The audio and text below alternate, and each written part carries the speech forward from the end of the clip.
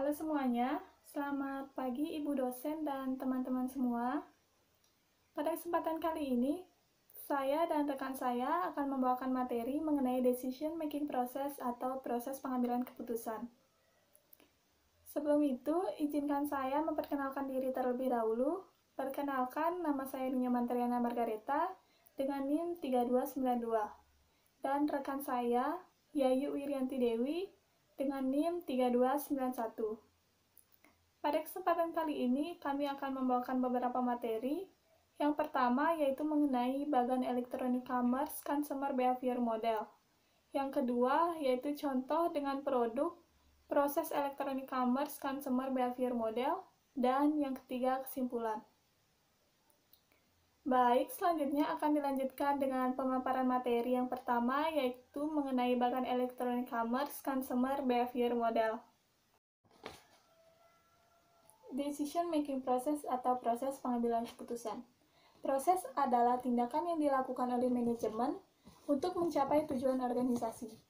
Pengambilan keputusan adalah proses organisasi karena hal tersebut melebihi individu dan mempunyai efek pada tujuan organisasi.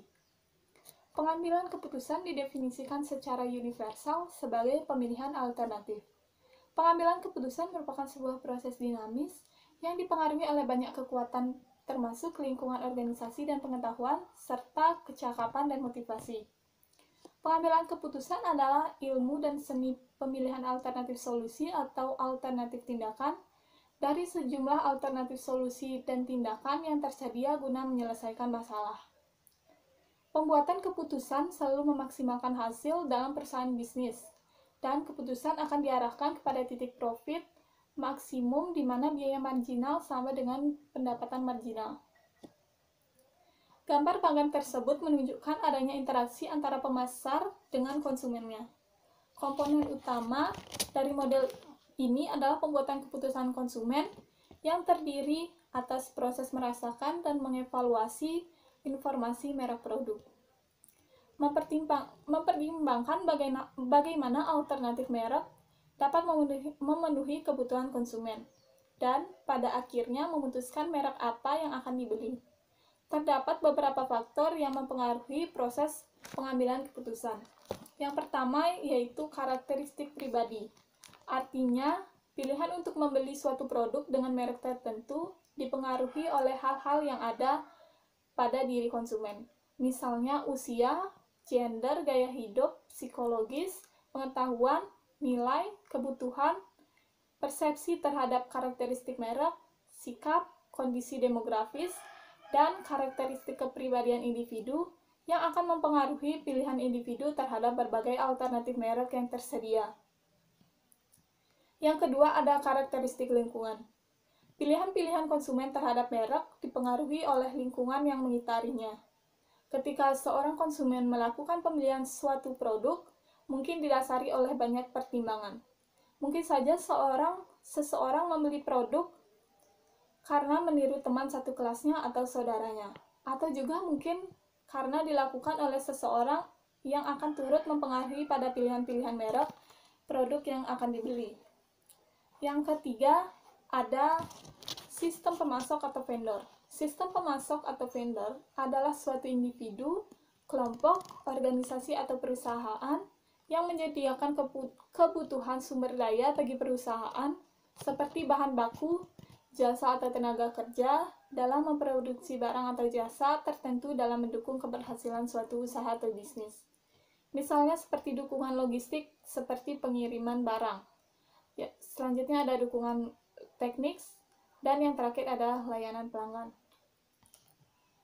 Selanjutnya faktor yang keempat yaitu stimuli, atau biasa disebut dengan strategi pemasaran.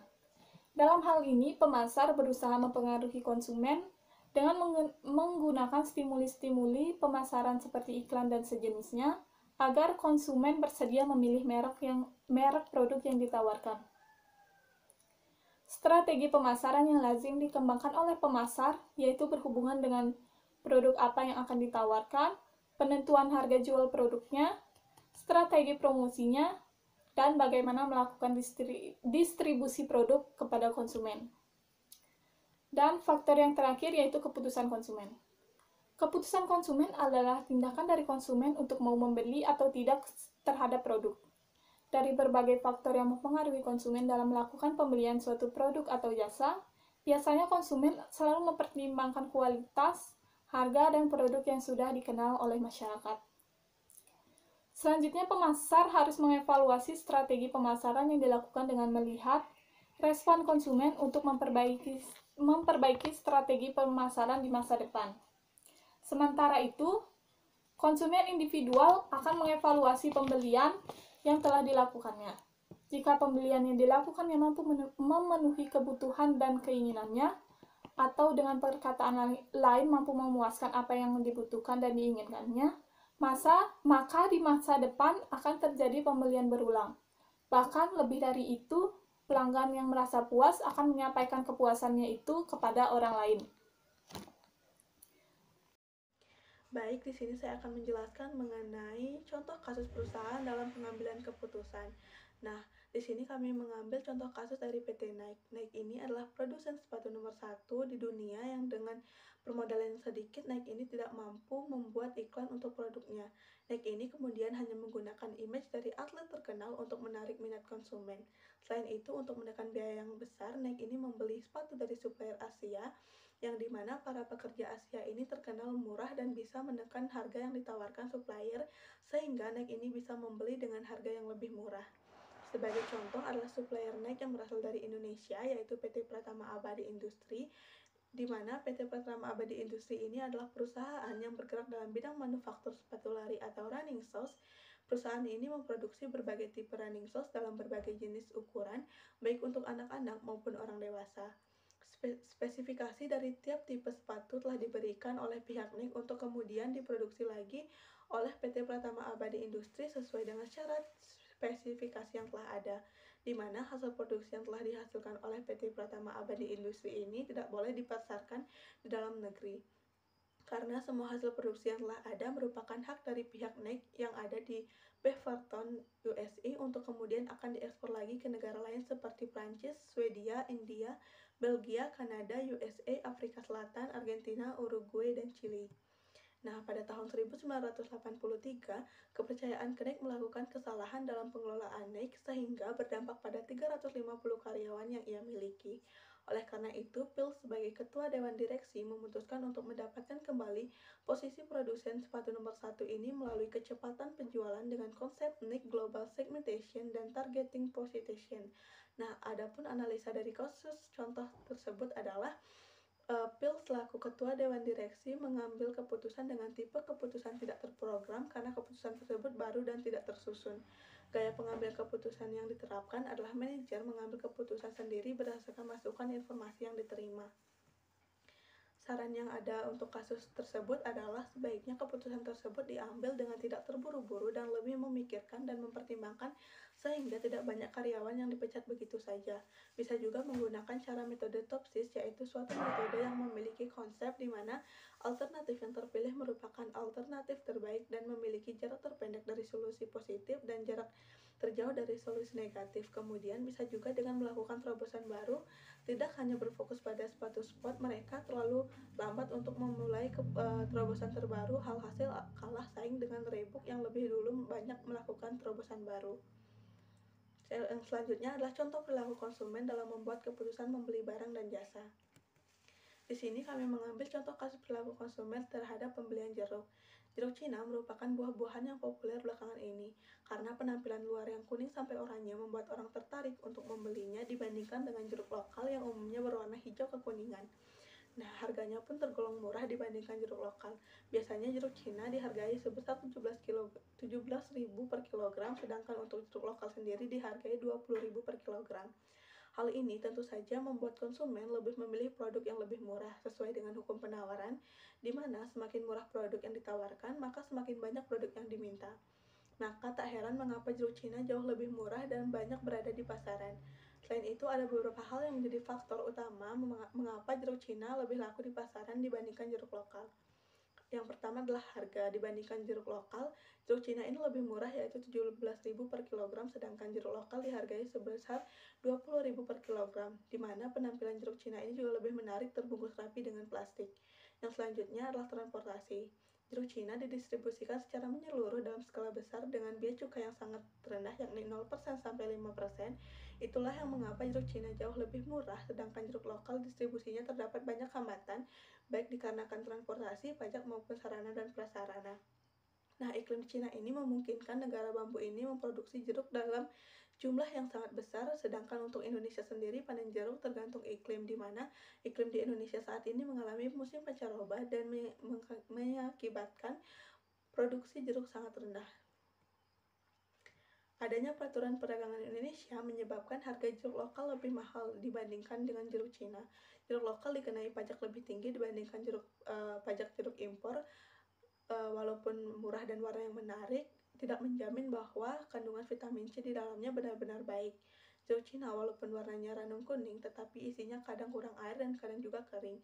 Sedangkan untuk jeruk lokal sendiri, walaupun tampilannya luarnya tidak sebagus jeruk Cina, tetapi kandungan airnya lebih banyak daripada jeruk Cina. Bukan hanya itu, jeruk lokal diproduksi oleh petani lokal yang didistribusinya walaupun lambat tetapi tidak menggunakan bahan kimia yang berbahaya. Kandungan jeruk Cina ternyata lebih banyak mengandung senyawa kimia, terutama formalin yang mengakibatkan warna jauh lebih cantik dan menarik serta tahan lama. Senyawa kimia ini akan berubah menjadi racun yang sangat berbahaya bagi tubuh, bahkan bisa menyebabkan kanker. Saran untuk kasus di atas adalah jangan mudah terpengaruh oleh sekitar, telitilah dalam membeli barang dan apakah barang yang akan kita beli itu termasuk kebutuhan atau keinginan. Jika itu kebutuhan, maka telah lagi apakah itu kebutuhan jangka panjang atau jangka pendek. Selain itu, kurangi pembelian barang yang dirasa kurang perlu untuk menekan angka pengeluaran dan menjauhkan kita dari hal-hal yang berbau konsumtif. Yang selanjutnya adalah faktor dan dimensi pemilihan retail. Usaha atau bisnis retail di Indonesia mengalami perkembangan yang cukup pesat beberapa tahun terakhir ini dengan berbagai jenis format serta jenisnya, termasuk minimarket. Hal ini sebagai akibat dari adanya perkembangan usaha manufaktur dan peluang pasar yang cukup terbuka, maupun upaya pemerintah untuk mendorong perkembangan bisnis retail. Besarnya pasar minimarket menjadikan dua pemain utama, Indomaret dan Alfamart ini semakin mengukuhkan sayapnya di bisnis ini. Indomaret dan Alfamart berusaha mendekatkan diri ke konsumen lewat tempat-tempat potensial dari sisi kelayakan bisnis, di mana bisa dipungkiri persaingan Indomaret dan Alfamart ini memang jelas terlihat dan makin sengit ketika banyak dijumpai gerai mereka yang berdempetan, di mana ada Indomaret, di situ pula ada Alfamart. Seperti kasus yang terjadi di Alfamart dan Indomaret di Jalan Salemba Tengah, Jakarta. Dari sisi layanan, keduanya menjadikan gerai-gerainya bukan hanya sebagai tempat belanja belaka, tapi juga menawarkan layanan dan kualitas produk yang lebih baik dibandingkan pasar tradisional. Nah, proses atau tahapan belanja pelanggan dimulai ketika seorang pelanggan mengenali suatu kebutuhan yang tidak terpuaskan. Ia akan mencari informasi tentang bagaimana cara mencukupi kebutuhan itu dengan cara mengevaluasi berbagai sumber alternatif barang dagangan. Setelah mengevaluasi barang dagangan yang ditawarkan oleh retail, pelanggan tersebut dapat memutuskan suatu pembelian atau memutuskan untuk pergi ke retail lain untuk mengumpulkan lebih banyak lagi informasi. Akhirnya, pelanggan mengambil keputusan belanja menggunakan produk tersebut dan kemudian memutuskan apakah produk tersebut memuaskan kebutuhan mereka. Menurut teori Consumer Decision Making Process, konsumen mempunyai tahapan dalam membuat keputusan pembelian suatu produk di mana tiap tahapan mempunyai faktor dan variabel yang mempengaruhinya.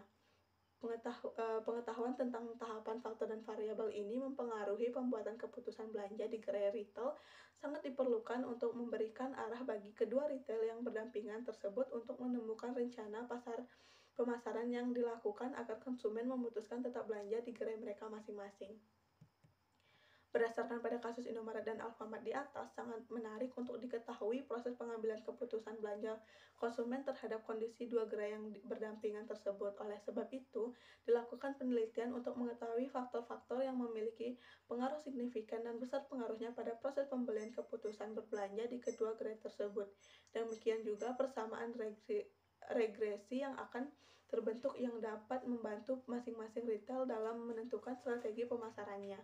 Dari hasil penelitian terlihat bahwa semua variabel independen dan faktor independen ternyata telah memenuhi persyaratan signifikasi, yang artinya dalam tahap proses pemilihan retail, konsumen selalu melalui tahap-tahap pengenalan kebutuhan, kemudian pencarian informasi melalui evaluasi alternatif dan akhirnya membuat suatu keputusan untuk melakukan pembelian konsumsi, walaupun pembelian konsumsi yang dilakukan sebenarnya termasuk kategori low involvement. Dengan adanya kenyataan bahwa setiap tahap di dalam model ini penting, maka dalam strategi pemasaran yang akan dilakukan tetap harus memberikan perhatian yang berimbang terhadap masing-masing tahap dalam consumer decision making process, sehingga dapat mencapai hasil akhir yang diinginkan, yaitu keputusan konsumen untuk memilih gerainya masing-masing didapatkan besar pengaruh dari setiap faktor dari setiap gerai, memungkinkan retail untuk melihat dominasi dari setiap faktor sehingga dapat diambil strategi pemasaran yang tepat terhadap faktor-faktor yang diutamakan.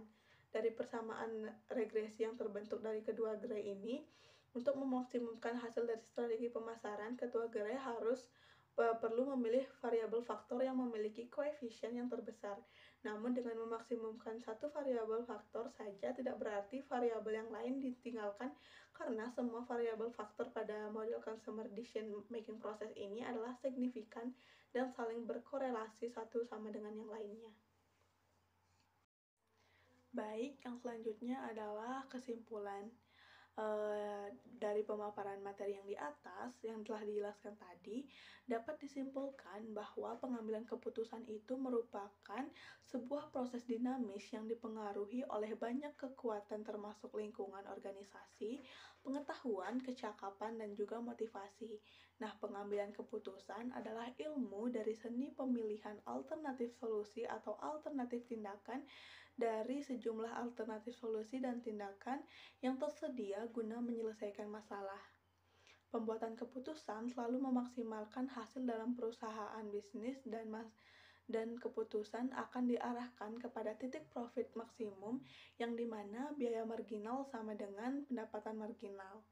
Nah, pengambilan keputusan pada umumnya adalah memilih suatu jalur tindakan di antara beberapa alternatif yang tersedia melalui suatu proses mental dan berpikir yang logis. Perilaku konsumen adalah proses atau aktivitas ketika seseorang berhubungan dengan pencaharian, pemilihan, penggunaan, serta pengevaluasian produk dan jasa demi memenuhi kebutuhannya. Nah, adapun faktor yang dapat memengaruhi pemilihan konsumen, diantaranya yang pertama adalah karakteristik pribadi, di mana karakteristik pribadi ini adalah pilihan untuk membeli suatu produk dengan merek tertentu yang dipengaruhi oleh hal-hal yang ada pada diri konsumen. Yang kedua, ada karakteristik lingkungan, di mana karakteristik lingkungan ini adalah pilihan konsumen terhadap merek dipengaruhi oleh lingkungan yang mengitarinya.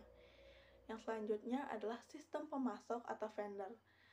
Sistem pemasok atau vendor adalah suatu individu, kelompok, organisasi, ataupun perusahaan yang menyediakan kebutuhan sumber daya bagi perusahaan seperti bahan baku, jasa, dan tenaga kerja.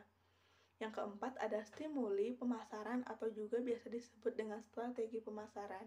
Dalam stimuli pemasaran ini, biasanya pemasar berusaha mempengaruhi konsumen menggunakan stimuli pemasaran seperti iklan dan sejenisnya agar konsumen bersedia memilih merek yang atau merek produk yang ditawarkan.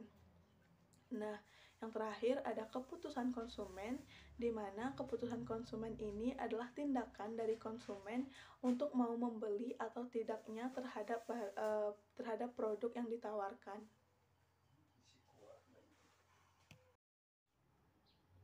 Baik, mungkin demikian saja beberapa hal atau pemaparan materi yang bisa kami jelaskan. Nah, sebelumnya kami ingin berterima kasih kepada Ibu dosen karena telah diberikan tugas ini sehingga kami bisa mengetahui lebih dalam lagi mengenai materi decision making process atau proses pengambilan keputusan dan mengetahui faktor-faktor apa saja yang ada dalam materi tersebut dan juga bagaimana sih contoh dari materi tersebut. Nah, sebelumnya saya dan rekan saya memohon maaf yang sebesar-besarnya apabila dalam pemaparan materi tadi ada salah kata atau salah pengucapan, di mana kita hanya manusia biasa yang tak luput dari kesalahan. Nah, yang selanjutnya saya ingin berterima kasih kepada rekan-rekan semua karena telah meluangkan waktunya untuk menyaksikan video ini Dan semoga video ini bermanfaat bagi kita semua.